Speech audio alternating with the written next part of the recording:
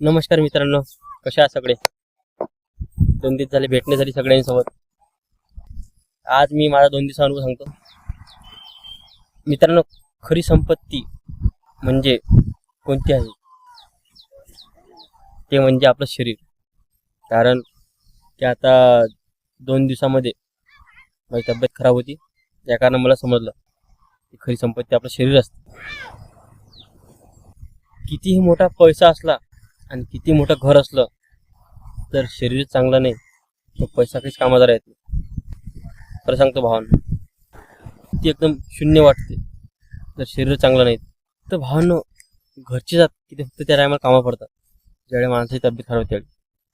दुसरे कोणीच नाही, फक्त स्वार्थासाठी आपल्याशी प्रेमानं बोलत असतात. एक गोष्ट सांगतो भावांनो, शरीरावर लक्ष द्या.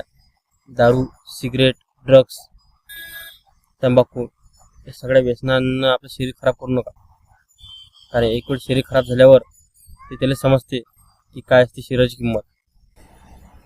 जर तुमच्या मनात जर आलं की आपण दारू प्यायचं, तर मनात असा विचार आणण्याचा की माझं शरीर हेच खरी संपत्ती आहे.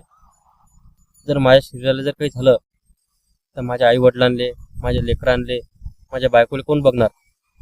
असं विचार करा. जर केला तुम्ही ना तुम्हाला कोणा महाराजची गरज लागते दारू सोडायला, ना कोणा मंत्राची, ना काहीच.